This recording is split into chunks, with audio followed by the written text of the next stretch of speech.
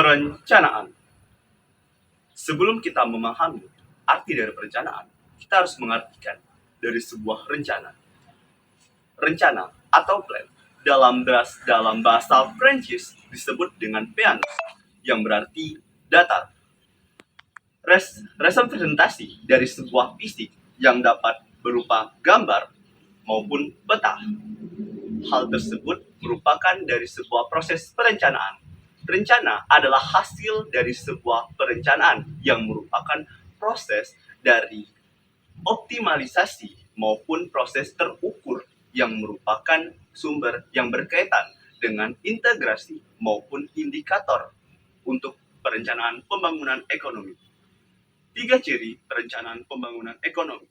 Yang pertama, perencanaan harus memiliki sebuah proses aktivitas yang bertujuan untuk mencapai target tujuan tertentu. Kedua, perencanaan memiliki karakteristik yang sangat penting untuk dapat membangun program berkelanjutan dalam pembangunan ekonomi. Ketiga, perencanaan merupakan proyeksi-proyeksi matematis atau statistik berupa dalam formulasi matematika dan informal dalam sebuah ilustrasi dari sebuah diagram.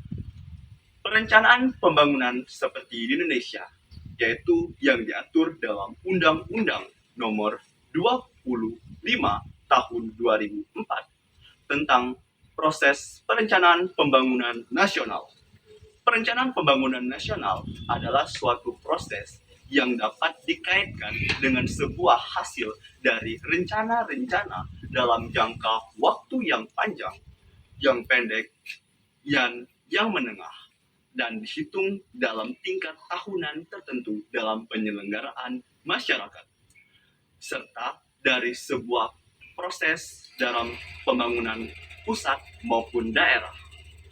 Perencanaan pembangunan bersifat hierarki yang merupakan integritas dari program pembangunan tersebut, yang merupakan proses dari optimalisasi tersebut. Hal itulah dapat menyebabkan terorganisir maupun terukur. Mengapa? Tersebutlah terciptanya dari perencanaan pembangunan, dikarenakan perlunya untuk penyusunan organisir sehingga dapat berjalan dengan baik. Dan perencanaan harus memiliki visi dan misi. Visi adalah tujuan, misi adalah tata cara pengelolaan pemerintah, konsumen maupun masyarakat. Pemerintah adalah sebuah konsumtif yang dimana untuk dapat membantu masyarakat dalam menjalankan program perencanaan, dan masyarakat adalah konsumen serta distributor. Serta perencanaan harus memiliki seorang planner yang ahli dalam menyusun perencanaan pembangunan tersebut. Baik, terima kasih. Itu saja.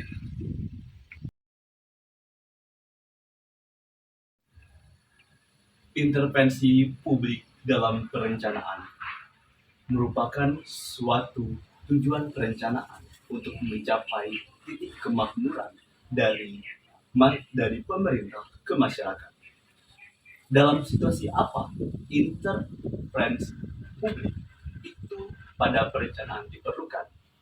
Sebagai contoh, kegagalan pasar adalah sebuah ketidakmampuan dalam sebuah perekonomian pasar untuk mencapai dari fungsi efisiensi dan menimbulkan kemantapan dalam sebuah kegiatan-kegiatan tertentu. Dan tujuan intervensi pemerintah secara langsung melakukan beberapa kegiatan ekonomi, yaitu membuat perusahaan untuk bergerak dalam bidang-bidang kegiatan-kegiatan yang dapat mengefisiensikan dari sebuah masyarakat. Dan dalam beberapa kegiatan tersebut haruslah dimantapkan dan diperbagus sehingga visi misi dapat terwujud dengan sangat baik. Tetapi undang-undang saja itu tidak dapat memberi jaminan bahwa kegiatan-kegiatan tersebut sudah mampu untuk melakukan secara tingkat efisiensi ataupun akan memberikan kemakmuran yang paling tinggi kepada masyarakat Indonesia. Pembangunan perekonomian di banyak negara umumnya terjadi akibat intervensi pemerintah, baik secara langsung maupun tidak langsung. Intervensi pemerintah diperlukan dalam perekonomian Indonesia ataupun perekonomian dunia untuk mengurangi kegagalan pasar yang disebut sebagai market failure, seperti contoh kekakuan harga monopoli dan dampak negatif terhadap kegiatan usaha dari perusahaan swasta yang dapat mengakibatkan pencemaran lingkungan, pembuangan limbah industri dan limbah domestik seperti ke sungai-sungai. Sungai merupakan sumber utama yaitu sebagai barang publik dalam sebuah konsumen masyarakat yang menjadi terpenting dalam kehidupan masyarakat. Yang kedua, mekanisme pasar itu tidak dapat bergerak atau tidak dapat berdiri tanpa keberadaan aturan yang dibuat oleh pemerintah. Dan aturan ini memberikan landasan sanksi bagi aturan lain pada sebelumnya, termasuk pemberian sanksi bagi pelaku yang melakukan pelanggaran terhadap sebuah dari intervensi dalam kegiatan kegagalan pasar. Yang melanggarnya akan terkena sanksi yang berdampak buruk bagi setiap pelaku-pelaku ekonomi atau pelaku-pelaku pemerintah maupun masyarakat. Peranan pemerintah menjadi lebih penting dikarenakan mekanisme pasar itu tidak dapat menyelesaikan semua persoalan dalam ruang lingkup ekonomi.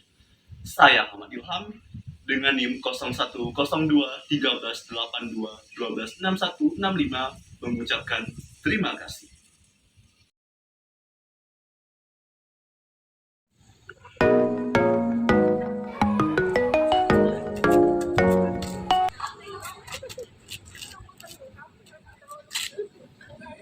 Teori perencanaan memiliki 7 mazhab. Mazhab yang pertama adalah sistem rasional, kedua adalah mazhab kapitalisme kanan baru, ketiga mazhab marxisme, keempat mazhab pluralisme, kelima mazhab advokasi, keenam mazhab postmodern, ketujuh mazhab kolaboratif, dan terakhir mazhab perencanaan hijau. Di sini saya membahas meneliti dari 2 mazhab perencanaan. Yang pertama adalah perencanaan advokasi dan yang kedua adalah perencanaan kolaboratif. Advokasi diartikan dalam 2 arti. Yang pertama, advokasi membela dan advokat pembela atau pengacara. Paul Davidoff adalah sebuah pengacara yang menaruh perhatiannya untuk membela hak-hak masyarakat kaum minoritas atau masyarakat miskin. Paul Davidoff mengartikan bahwa sebuah perencanaan itu bukanlah sebuah kajian dari kebijakan permasalahan teknis, tetapi juga mengkaji dari sebuah permasalahan keadilan sosial. Dalam hal tersebut, Davidoff menerjemahkan bahwa perencanaan bukan hanya mengkaji setiap masalah pada bidang teknis, tetapi juga mengkaji permasalahan yang mengenai keadilan sosial. Struktur dalam pembangunan bukan hanya homogen, tetapi heterogen atau disebut dengan sebuah plural, di mana masyarakat itu oleh sebab itu perencanaan tidak bisa dijalankan oleh masyarakat dari kaum mayoritas saja, yang artinya bahwa setiap perencanaan itu harus memasukkan kepentingan dari masyarakat minoritas atau masyarakat yang tergolong menengah ke bawah dan disebut dengan masyarakat pinggiran. Hal tersebutlah yang akan mampu untuk menyosong dan menjalankan sebuah kebijakan dari perencanaan advokasi. Saya memilih contoh dari perencanaan advokasi. Seperti advokasi merupakan perencanaan yang dapat menguntungkan dan memihak pada masyarakat minoritas. Seperti gerakan Germas, gerakan masyarakat pola hidup sehat, di mana gerakan ini itu untuk menuju kepentingan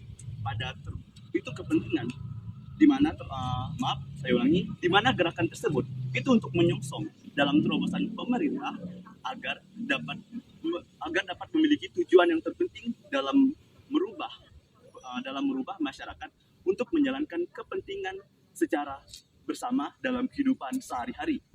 Dan kegiatan tersebut itu dapat membuat masyarakat yang bertujuan untuk meningkatkan dalam suatu kualitas kehidupan masyarakat yang lebih terjaga lagi, sehingga pada hal tersebut akan membantu dalam lingkungan sekitar untuk bergotong royong dalam sebuah gerakan masyarakat yang diikuti dengan pola hidup sehat dan aktivitas-aktivitas yang akan terjaga.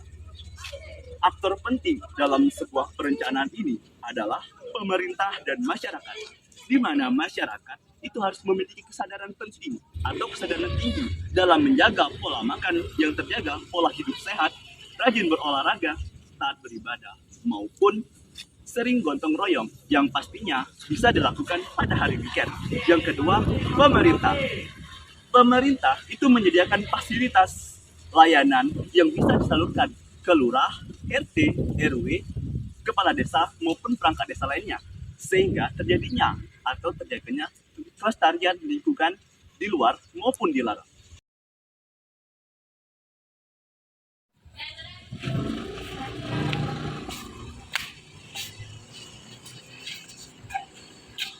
Teori mazhab kolaborasi. Teori mazhab kolaborasi yang berarti kepemimpinan ataupun entrepreneur dalam menyusun kreativitas yang handal dan bagi sebuah program pembangunan infrastruktur dalam perencanaan di Indonesia. Perencanaan kolaborasi merupakan perencanaan yang memerlukan keterlibatan penting dalam pemangku kepentingan, di mana perencanaan ini itu telah diterapkan dalam pengelolaan lingkungan di negara-negara maju. Perencanaan ini menunjukkan proses keberhasilan dari sebuah perencanaan. Itulah sebabnya perencanaan kolaborasi diperlukan jiwa kepemimpinan yang handal dan entrepreneur pada sebuah kreativitas dalam membangun sebuah perencanaan agar tersusun dan terorganisir secara sempurna.